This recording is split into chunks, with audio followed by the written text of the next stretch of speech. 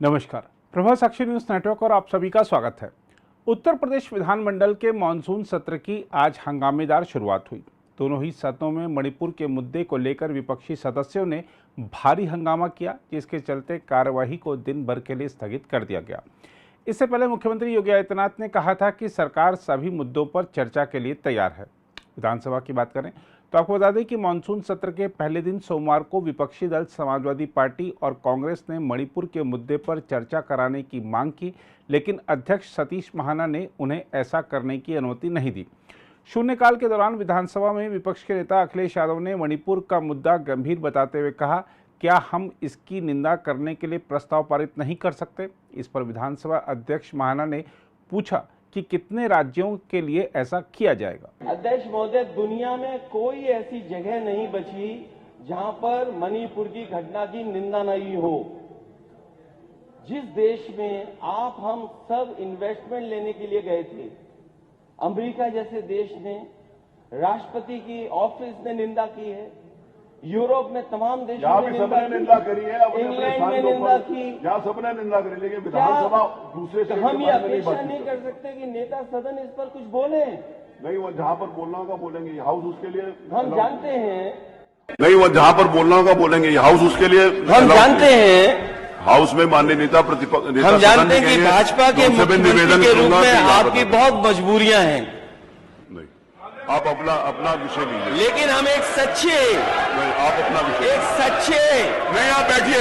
योगी के रूप में आपसे बोलने की अपेक्षा करते हैं। आपसे निवेदन है कि आप मत खड़े हो, प्लीज आप बैठिए। नेता प्रतिपक्ष का अधिकार है, तो आप नहीं बोलेंगे। हम आप नहीं बोलेंगे, मैंने कहीं आपको अनुमति नहीं दी है। मैंने आपको अनुमति नहीं दी, आप नहीं बोलेंगे। अध्यक्ष महोदय, हो सकता है मुख्यमंत्री जी की कुछ मजबूरियां हो। किसी की कोई मजबूरी नहीं है, सबने अपने अपने स्थान के ऊपर जो कहा किया। ये विधानसभा के बारे में इससे तो विधानसभा नियमावली, अच्छा, मणिपुर की तरह की भाजपा शासित हर प्रदेश की बहन बेटियों के मन में डर बैठ गया है। वो डर वहां जाके उत्तर प्रदेश में भी नहीं, मैं अगला उनमें से एक है। आज नियम 301 के अंतर्गत करना आपका कर्तव्य है। आज नियम 300 मैं आपसे मांग कर रहा हूँ, कि कम से कम आपका ये कर्तव्य बनता है कि डर निकालें आप देखिए, विधानसभा का विषय नहीं है। डबल इंजन की ताकत का बहुत सम्मान किसी करता की हूँ, आबरू पे हाथ डालना। सम्मान करता हूँ, आप बहुत योग्य हैं। आप कैसे सही साबित करेंगे? आप इसको राजनीति, क्या आप इसे सही मानते हैं? जो घटना मणिपुर में हुई जो हुआ है वो बहुत गलत हुआ। वो जहाँ पर चर्चा करनी है वहाँ होगी, यहाँ नहीं। अध्यक्ष महोदय, क्या मणिपुर जैसी बहुत सारी जगह सही मानी जा सकती है? मैं कह रहा हूँ, अगर बंगाल में जो हो रहा है सही और गलत, यहाँ पर नहीं, इसलिए मैं खड़ा हूँ अध्यक्ष महोदय। केरल में जो हो रहा है सही और गलत, प्रधानमंत्री चुनता है, वो लोग तय करेंगे। ये सबसे बड़ा प्रदेश है, ये सबसे बड़ा पूरे देश भर के प्रदेशों में चर्चा थोड़ी करेगा। स्टार प्रचारक हैं, कौन सा प्रदेश में वोट मांगने नहीं जाते? चलिए, अच्छी बात है, आप भी तो जाते हैं। आज नियम 301 के अंतर्गत कम से कम आज मौका है आपको कुछ बोलकर देश की आवाज बन जाए। तो वो बोला, जहां पर बोला आप देश की आवाज बने। इसमें क्या खराब है कि अगर हमारे नेता सदन देश की आवाज बन जाए? नहीं, इसलिए अगर आपको हमारा साथ चाहिए तो हम भी आज नियम 301 के।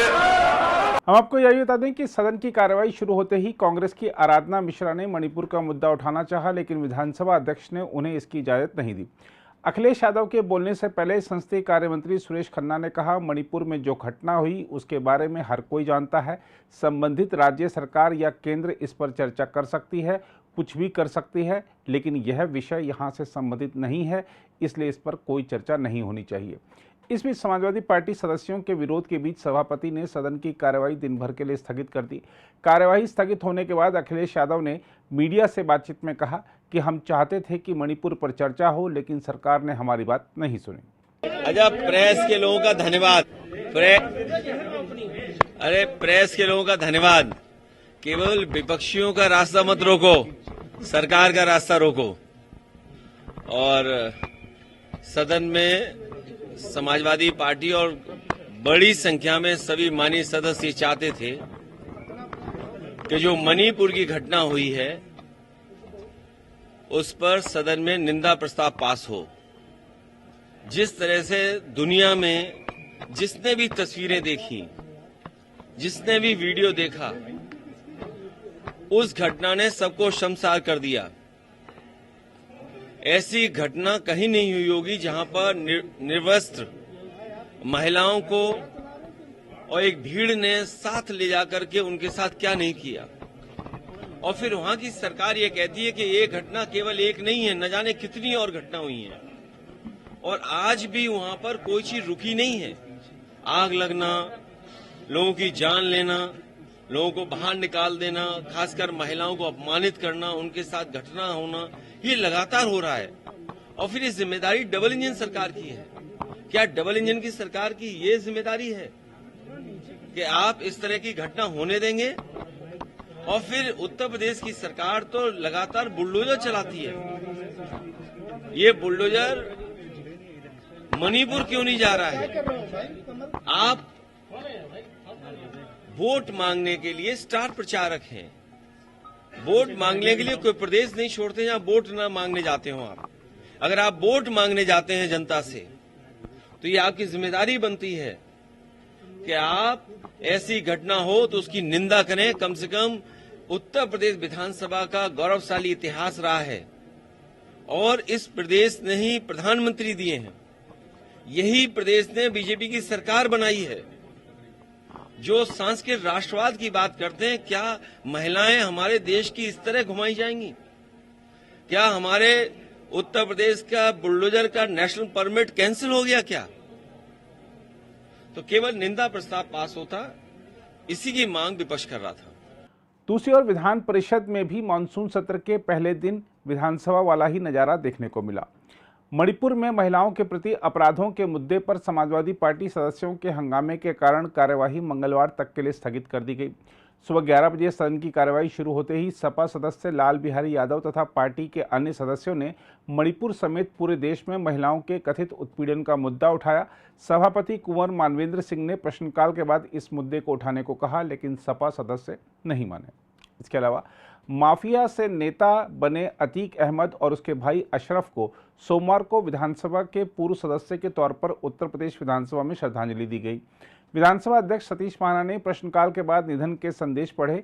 सदन में अन्य पूर्व सदस्यों सत्तार अहमद अंसारी, अमर सिंह, प्रेम प्रकाश सिंह, सुजान सिंह बुंदेला, शारदा प्रसाद शुक्ला, हरिशंकर तिवारी, अवनीश कुमार सिंह, हरिद्वार दुबे और अबरार अहमद को भी श्रद्धांजलि अर्पित की गई। इसके बाद दिवंगत आत्माओं की शांति के लिए सदन में कुछ मिनट का मौन भी रखा गया।